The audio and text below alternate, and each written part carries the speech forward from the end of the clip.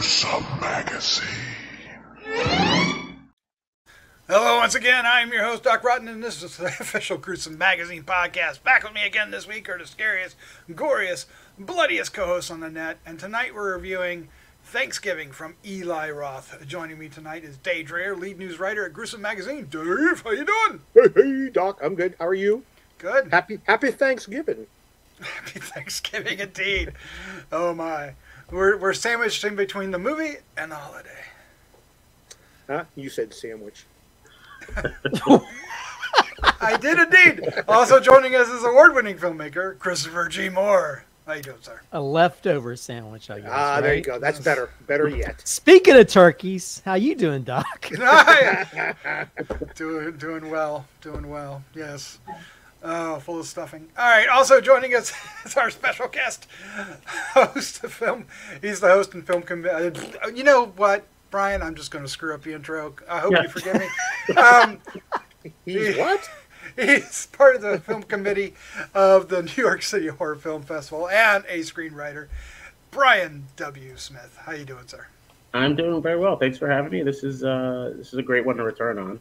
So I'm happy to be here. And we've missed out a few. This summer it's been kind of tough, but we're back this fall with Thanksgiving. Oh my goodness. It's going to be a blast. What we're going to do is we're going to give you our first impressions. Those first impressions will be spoiler free, and then we're going to dive into a discussion about the film, and we will get into spoilers because spoilers are to be had. We get into the kills and maybe solve the mystery like Scooby-Doo. No. Then we're going to wrap things up with a score. It's all over the place. Score 1 to 5 and our favorite scene. And of course, we hope you enjoy not only this review, but many others that we have on the site. And if you do, please hit the like, subscribe, share with the friend buttons. Each click will help us find more horror fans just like you. Yeah. All right, let's get into card. Get things going. Bam! All right, Thanksgiving from Tristar Pictures, available in theaters on November 17th, 2023. Synopsis: after a Black Friday riot ends in tragedy and chaos, you might say, a mysterious Thanksgiving-inspired killer terrorizes Plymouth, Massachusetts, the birthplace of the infamous holiday. Infamous. Directed by Eli Roth, written by Jeff Rendell, and story by Eli Roth. The cast includes Patrick Dempsey, Nell, Verlaque, Verlaque, we'll go with that. Addison Ray, Jalen Thomas Brooks, Milo Manheim, Rick Hoffman, Gina Gershon, Tomaso Sanelli, Gabriel Davenport, Jenna Warren, and Karen Cliche. Cliche? We'll go with Cliche. Yeah. All right. Let's just shut up and move along. How to screw up names 101. All right. Let's start with Brian W. Smith. He's in the right corner, or the left corner, top left. Well, you know what I mean. Christopher, help me out. All right, Brian, what is your first impression of Thanksgiving? First impression, I was very entertained. I actually saw the movie twice over the weekend. I hope more people go out and check it out. Yeah. It was like halfway through, towards the end, I was like, do I like an Eli Roth movie now? Like, it was very interesting. I went in with the sort of knowledge of some of his previous films that were, they established himself in the genre, but I found this one to be really entertaining. An entertaining slasher. It's scary, suspenseful, funny, bloody, gory. It doesn't go too far where you feel terrible afterwards, but it's gory enough where you're like, the kills are effective and memorable. And again, I like set pieces in horror films to the point where maybe the film maybe it drags a little towards the end with the set pieces, but each one is fine. I was actually really entertained with the thrills of it. So yeah, it was a lot of fun. He played the audience really well, and I hope it does well. Played the audience really well. I like that a lot. Dave Dreher, you're up next. What was your first impression of Eli Roth's Thanksgiving? I'm with Brian with this. I really enjoyed this a lot. I've not notoriously not been a huge fan of Eli Roth's stuff, but of everything he's ever done, I always thought the best thing he ever did was that Thanksgiving trailer from the Grindhouse movie back in 2007. Yes. I just thought it was brilliant. Even back then, I thought it was great. So the realization of it into this. I think he did a great job. He expanded in that little 2-minute universe that he built 15 years ago or whatever it was. Again, I'm just repeating what Brian's saying. It's gory, it's funny. The pacing was good. I had a great time, even though the audience I seen it with sucked. I hate going to the movie theaters anymore. I mean, there were people there with little kids. The kids were running up and down the frickin' steps. I'm like, oh, for the love of God.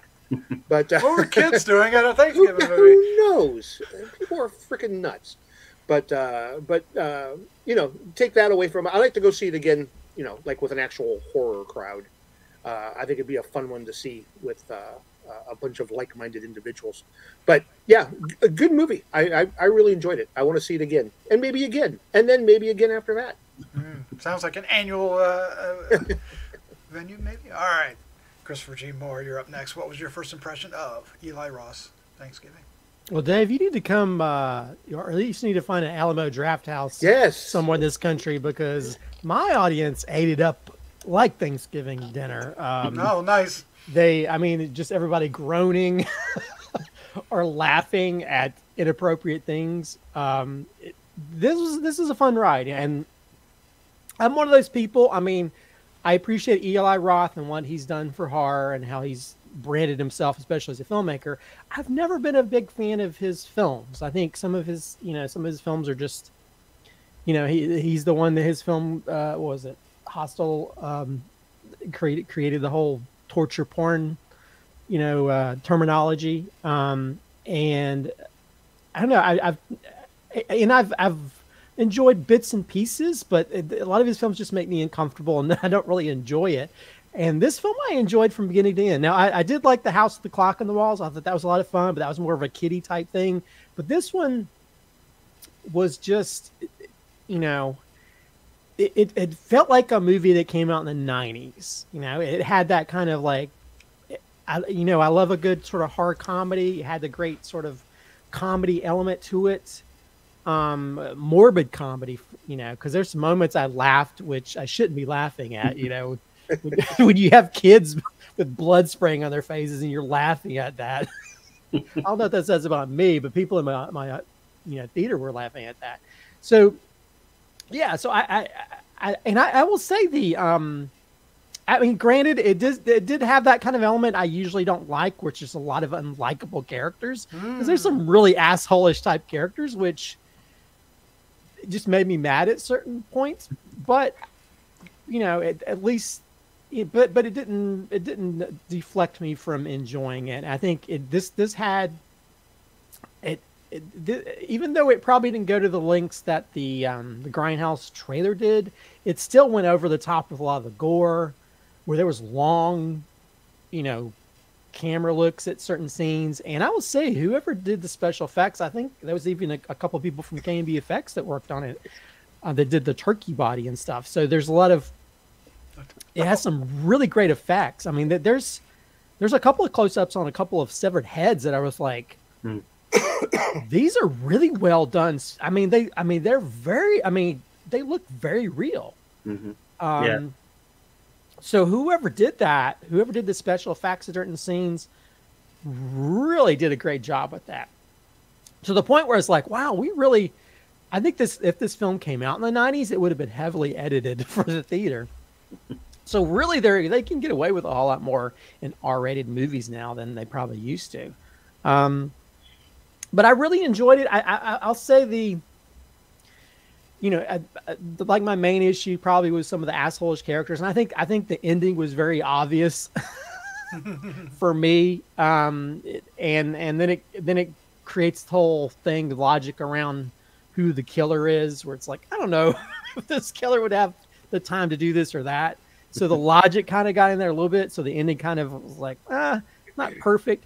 But I think overall it had some of probably the best kills I've seen in any slasher. Probably one of the better slasher films in a while, where it had very inventive, interesting kills that were over the top and weren't trying to hide it, for hiding's sake. This film definitely does a good job of delivering a slasher for the type of slashers we kind of enjoy, especially in the 90s. it's very I know what you did last Thanksgiving type thing, and it has, you know, has a little bit of Jason thing as well, you know, because as much as I like a lot of Jason films, mainly because it's just mainly like, oh, what inventive way is he going to kill this person or that person? And this definitely has it. So, so yeah, I think it's a very interesting, and I think it definitely is now the front runner for what a Thanksgiving horror film should be, you know, because it puts it up front and center. It's part of the plot, and I think it's one of those films that it'll create a new, you know, possible horror icon to some degree, at least with the look of it. So yeah, I really enjoyed this film from beginning to end. I'd love to see more, you know. I think it'd be funny if the killer went on to different holidays from this movie. St. Patrick's Day. I mean, there could be a lot of fun with it. But yeah, I really enjoyed this. I for the first time in a while, I think this is my favorite Eli Roth film. Oh, there you go. There you go. Yeah, agreed. Just John Carver goes on road trip or on vacation. Mm-hmm. I enjoyed this quite a bit. It was. I guess if Scream in the 2000s is like Friday the 13th was in the 1980s, this movie is like My Bloody Valentine from the 80s. You know, it has. Yeah. It's different, but yet it has all the gore that you want, and the story is comparable to it. So yeah, I don't know where I was going with that, but I hope I made sense. I like that they really leaned heavy into the mystery of who it is, and even though it may have not been a well-hidden mystery, it still was played like it was, and that was fine for me. They did throw in a couple of red herrings if you were paying attention, to kind of, you know, make you think it might have been somebody else. Maybe like a box of baseballs, you know, tips over and rolls across the floor. Oh no, maybe it's the guy who threw it. Yeah. But yeah, it was definitely who it was all along, and it was the perfect casting for that too. I like the John Carver bit, you know, with the get up and the mask. There's one point when the mask gets burnt because he leaves it on the oven, mm-hmm. and I was like, man, I wish you wore that for the rest of the film, because that looked really awesome. But it was kind of a precursor to later in the film, if you think about it. Mm-hmm. So there's a lot going on for this. The gore is top notch. It's probably Eli Roth's most competently directed film. Yep. I think he's at the top of his game with this. I like a number of his films. I don't necessarily like all of them. Many of them I only want to see once. Mm-hmm. You know, like what was the Green Inferno? The Green Inferno is one I enjoyed, but I never want to see that movie again. Right. Cabin Fever is one I've watched more than once. I watched I liked the first Hostel movie. Hostel 2 was maybe a Hostel too far, and wow, that would have been a good title. And I didn't see. There was a couple films that we were looking at before the show. I didn't even realize were his, like Knock Knock and. I saw that one. Yeah, I still haven't seen that one. Once was enough. Yeah, once is enough. Once enough. You're not missing anything. Well, I mean, if nothing else, for the cast. But anyway, back to this movie. I think a lot of it rides on the cast, because I think it is very well cast. Even the people you don't like are interesting in the way they aren't likable. If that makes sense. And then I liked our lead girl. I think, is that Nell? Verlaque? I believe so. Verlaque, yeah. Jeff? Which I'm not really, Jessica. I'm not really sure if what she's done else, but I thought she was really strong in the lead. And of course, Patrick Dempsey was great as the cop, and Gina Gershon at the beginning was fun to see. Nice surprise. Didn't know she was in it. Yeah. So unfortunately, my crowd wasn't very good either, Christopher. Really? Yeah, I saw it on Thursday night, you know, and it was a small crowd, and everybody was into it, but they weren't really the reacting kind of crowd. So I never got any oohs and ahs and ohs, and you know, it was all very quiet. Kind of the opposite, the dead opposite of what Dave was going through. Nobody was running up and down the aisles, and nobody was. It was just like, come on, people. You know, I'm used to going to seeing like the Friday the 13th or the Scream movies, and everybody hoots and hollers, which is a really great way to watch these films. So there was one person in my theater was like, "Oh no, you killed off my favorite character." That's hilarious. I felt like I was the only one that maybe recognized the, like, once the, I feel like, well, are we in spoiler territory at all? We're in spoilers now, so if you haven't seen the film, what are you waiting on? Go see it and then come back and watch this. Like, once the trampoline is revealed, I was like, I felt like I was the only one that was like, giddy up, you know, ready for, you know, and I'd heard nothing from the rest of the audience. I was like, oh, this audience must be actually 16 years old or 17. Or they might be. I don't think anyone remembered the trailer. You know, it's like I was the same. I started giggling. Oh, like this, and I was like, oh, I guess I'm the only person that's seeing that trailer. Yeah, and his references, like there's a reference to I think is it the car, the like that car horn. Oh, I missed that. Where was that? It's in the parade, like right after. Oh wow. Yeah, he's got the little nods to things, but it doesn't hit you over the head with it. It stays true to the story. It's you know, I thought the opening was a great way to build the motive. You know, I thought it built a strong motive for the killer. It's like, okay, these are terrible people. Now we can line them up and see what happens. I thought it was a really good way to. It was just so much mayhem going on. It was just fantastic stuff. But you know, you're like rooting for them to by that point to get killed. So it's not in that. It's that over-the-top horror where you're entertained, but not necessarily like you feel depressed afterwards. You're like, yeah, some of these people are just terrible. Let's just, you know, it's a. Well, the kills were made in a way that they're realistic, but they're still cartoonish. Right. That you don't take them as you know, like you said, you don't feel like you've been like real depressed at the end. They're total Friday night audience moments. You know, you want to hear that crowd go crazy, and I think.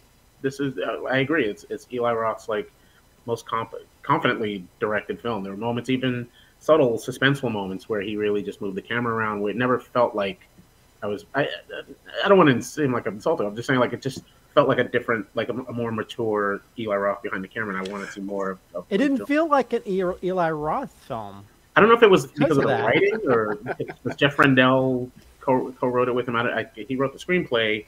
You know, I don't know how much they divvied it up, if he just focused on the kills or he focused on the story. But I think it's sort of like in that Rob Zombie thing where you like just get him a good writer and you know take those skills and you know combine them rather than trying to be the writer and the director and putting out. Yeah, you know. I mean it's very like you know there is a confidence in a lot of the elements, you know, and I think sometimes it's hard to pull off that sort of horror comedy combination. Right. To where the shocking, you know, like I think the Black Friday stuff, you feel for these characters. Oh crap! Yeah. Other than the guy that like got his neck that he's still trying to.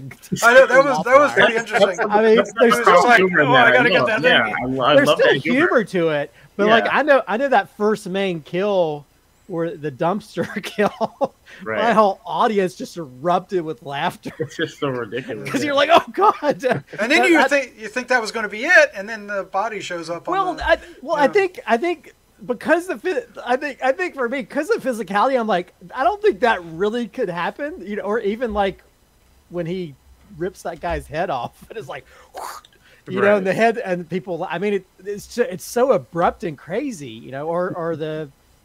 Like I think they call it the Pinocchio kill, but the in the parade where the bow of that ship goes through his face. Oh my god, that was yeah. I mean, they're so crazy, you know. Or even I mean, granted, as much as the trampoline kill, he doesn't do what he did in the trailer. At least he kind of one-upped it a little bit with her jumping and whenever she's jumping, he's stabbing, or even the neck. I mean, there's so many kind of inventive, crazy ways that people, or even the turkey thing, the turkey-fied woman thing was like, it definitely went a 180 from Hannibal to where it's like, no, I don't want to eat a cooked human. This looks horrible. Because when he slices that meat off, and evidently two people from KNB Effects created the turkey lady, so I don't know if they did other things, but when he slices that meat off and you look at the little straight, oh god, I was like, I was so grossed out by that. It's like, and then the guy from Suits like throws up all over himself. Well, when he people have throws to up throw with up a in gag movies? over his mouth. Yeah. Why do people have to throw up in movies? I hate it. One thing. That was actually a fun vomit. I screen a lot of festival films and every movie, everyone vomits, and it's gross. But this was that was like comic vomit. I was laughing. It was funny because because you normally they're throwing up, but he had a gag, so it just made it like it just made it hard. The casting of him took me out because my wife is just now watching all of Suits. So I'm like, oh, it's the guy from Suits. It's the guy from Suits. It's the guy from Suits. But that might have been just me. So. I wasn't familiar with him. He had a good, he almost had like a good radio announcer voice. But I thought his role was pretty good too. It wasn't one note, right? I mean, he actually had some depth to his character as the father of our lead. And, he had conflict with what he was trying to do, and when he has that speech to her about that was something I wasn't expecting in this movie. I thought that was really strong to have in this movie. Yeah, a lot of nuance in the characters and the situations. You still kind of hated some of the characters that got it, so it was like, go ahead, But in the case of for example, Yulia, I didn't even know that was her name until towards the end of her life. So that was maybe that's a scripting thing, but. I think the thing I hated that the two boyfriends were just so assholeish. It's like, why these guys are so dicks. They're such douchebags. I just it kept getting me mad. Even the new guy that the girl has, other than the jock she had before, I was like, why are you with this? He's like. He was such a red herring too. He should have. I was waiting for his big scene. Yeah. It's like, why is she still going back to this? He's like one of those '80s dickheads. He reminded me of. I was like, if they do the Gremlins, that he could be Judge Reinhold's kid, like that. That's what I was getting. He was, or the Revenge of the Nerds jock, Yeah, he had that vibe. Yeah, but they were two different kinds of shits. But one thing I thought was really good is that it never got cheesy, right? Because it really could have. The whole scenario of it being on Thanksgiving and having John Carver be the killer and everything, and the mask, but it never went that route. It always kept it, even with the comedy, it still took the genre and the script seriously.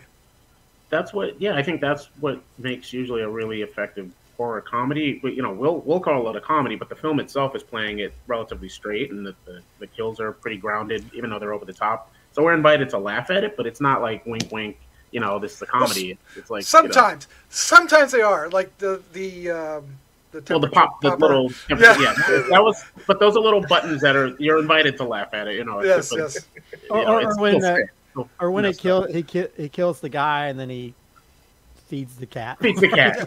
Well, that was interesting though. It's like I thought that was a really good thing to include, to have him come back in and feed the cat. Well, it shows he's not that horrible of a person, I guess. Right.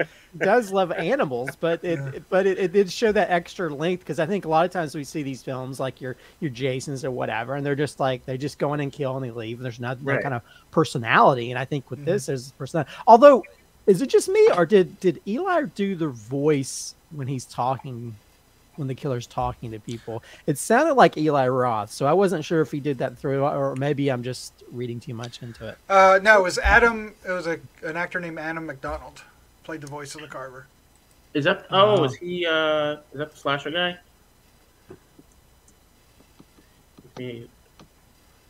So when he was talking when he had the people around the table, he was talking. It was that another person's voice.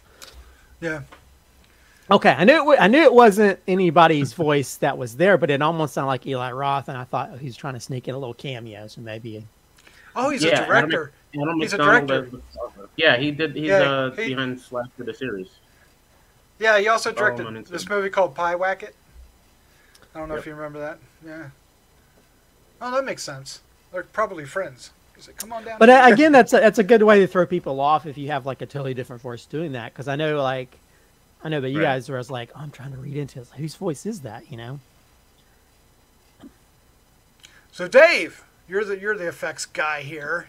You wanna point out any particular effects? I think they were all good. I mean, looking at the credits in here, it's kind of it's just kind of a rogues gallery of effects artists. I don't know if Eli Roth just like called up all the effects artists he knew and like, hey, you want to come make this movie with me?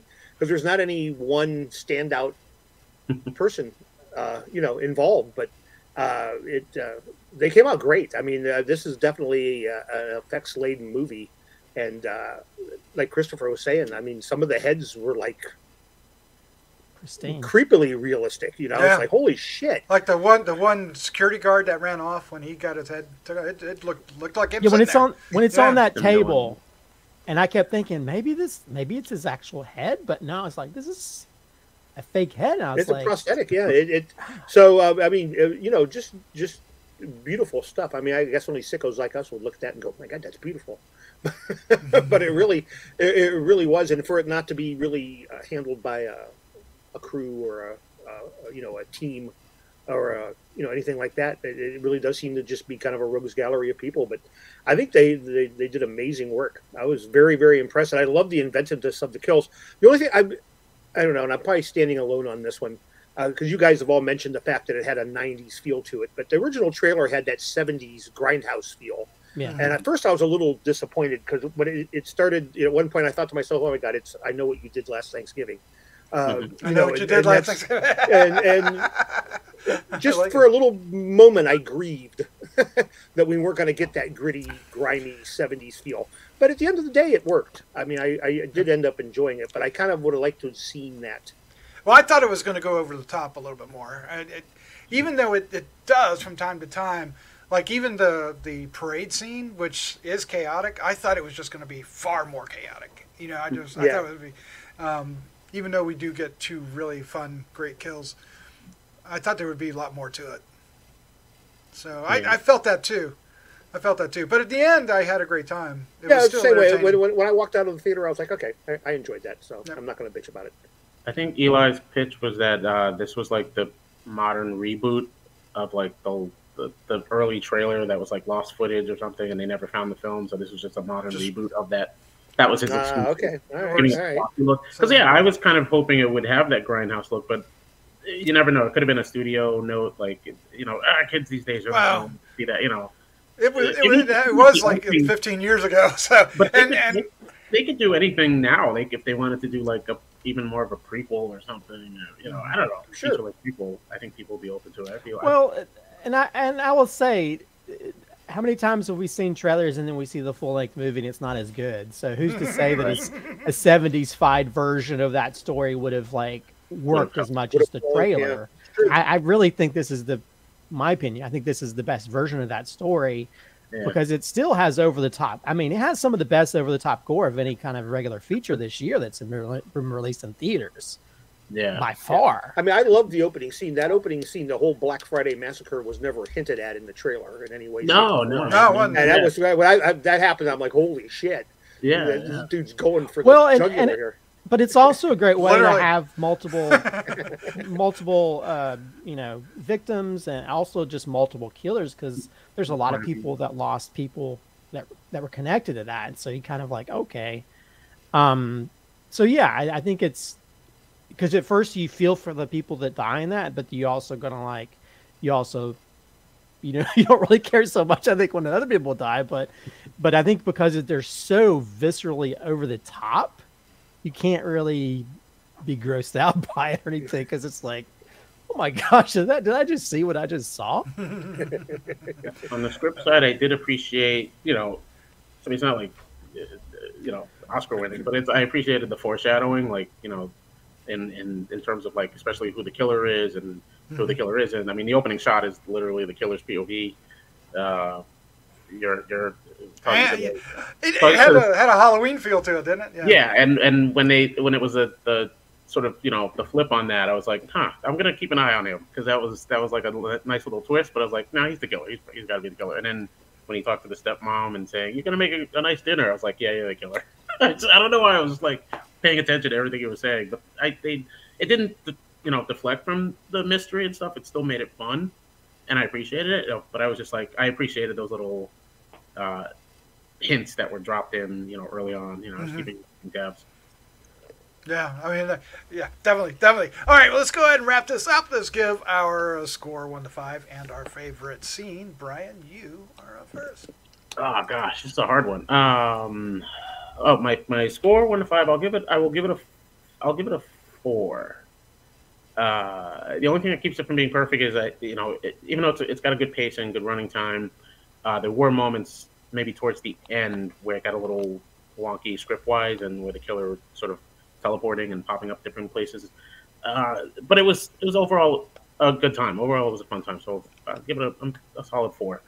Go out and see it. My favorite scene, gosh, I will go with the beauty school, which was weird, but the beauty school scene, where she's like hiding among the heads, yes. I'm not sure if that was supposed to be the theater department or why that was even there, but it made for a good set piece. I'm a sucker for a good set piece in a horror film. Bring them on. Let me, take me on that ride. But there was something gleefully goofy and sort of, it was kind of like what was it, like a sitcom, Three's Company with she may as well have had like a lampshade on her head. It was just something about her. She was playing the mannequin. I was like, is she going to do the mannequin thing? And then sure enough, there she is playing the mannequin. So I like that. It was good tension. Her reaching for the scissors and the little can. That kind of reminded me of, in a little bit like Lost World when they're like reaching for the bag and it's slipping off. So Eli brought some things to this film. I like the little nuances that I want. These are things that I want to see in horror. Make it fun, make it engaging for the audience visually and stuff. So yeah, that's my favorite long-winded explanation. Can you tell I like the movie? You did. It's like a little bit of mannequin meets ET, right? So, Dave. Wow. I'm gonna go just a wee bit higher than Brian. I'm gonna go 4.25. I enjoyed this quite a bit. It's far from perfect, but at the end of the day, it is one of the better slasher movies in recent memory. My favorite scene, there's literally dozens you could choose in this. Mm-hmm. Really. I'm going to go with, and this one, we didn't talk about this one, or I don't think we did unless I missed it somewhere, but I'm going to go with the corn skewer lobotomy. Oh, wow. Corn holder. Okay. Yeah. I just thought that was very creative. I enjoyed that one quite a bit. Fun movie. I really like this a lot. I like the sound design of that kill too, because they made it. And the poor girl doesn't even end there. No, it doesn't end there. No. All right, Christopher. It's a very gutsy performance. Oh man. What do I do, Jess? What do I do?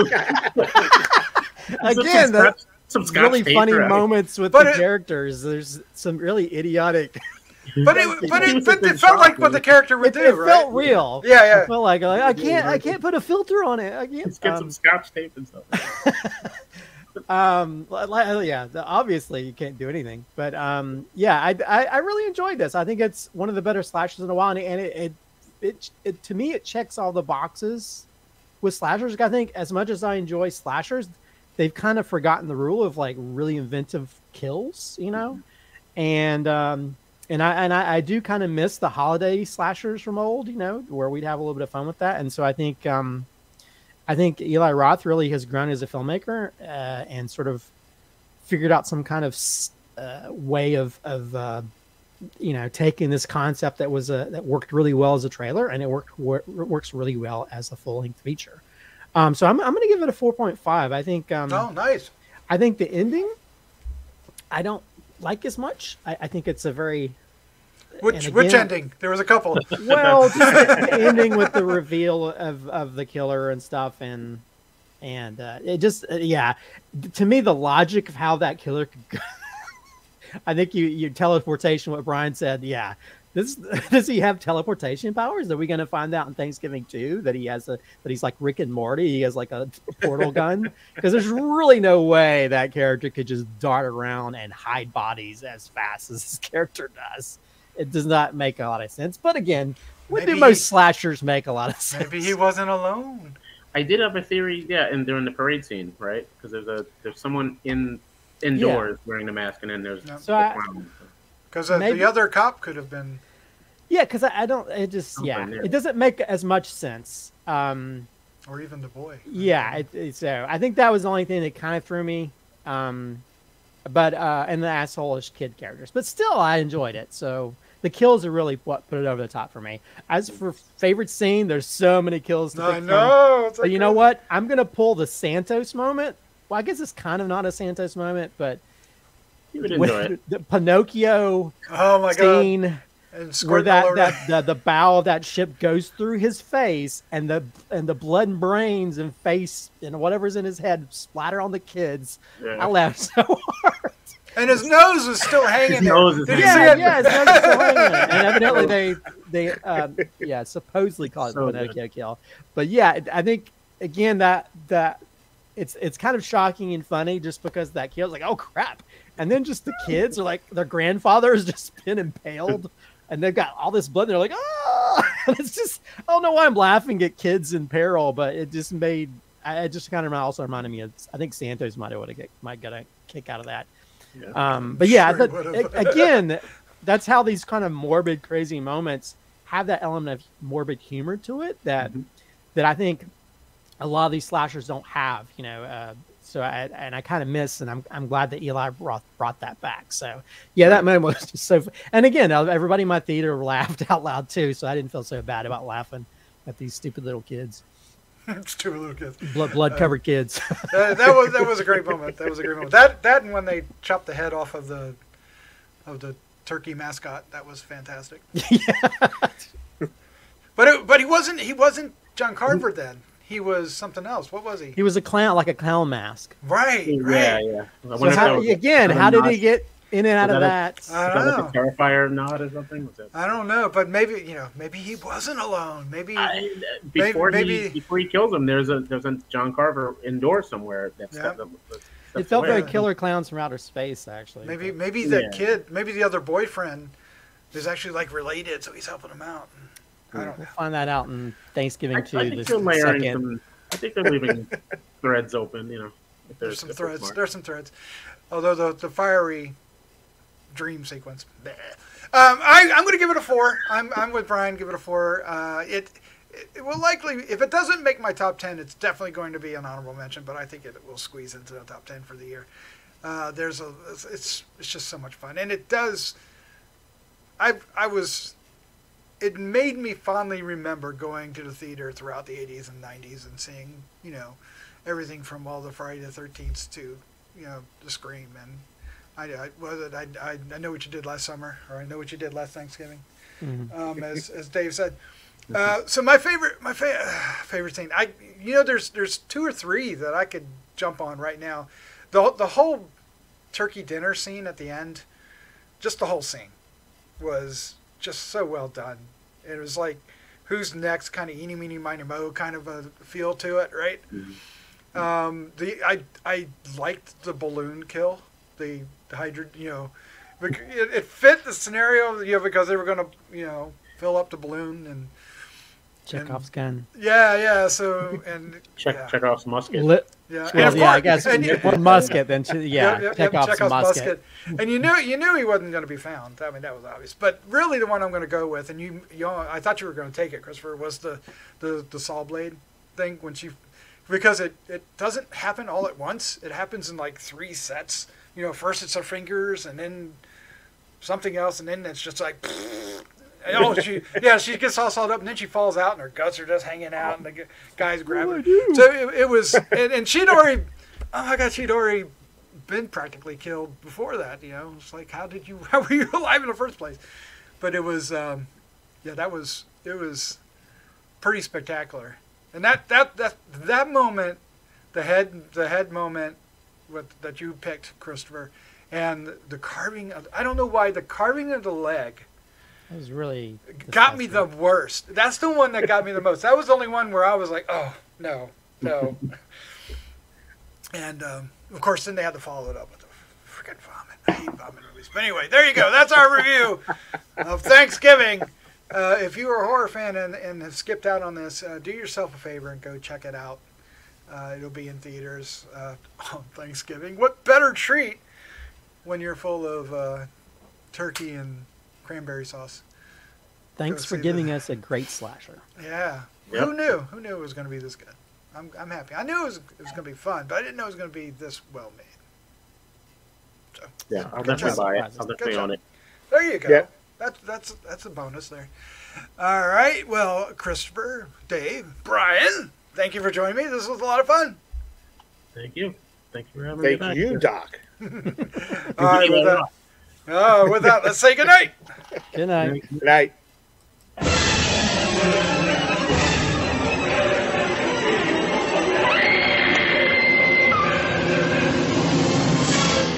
Gruesome Magazine.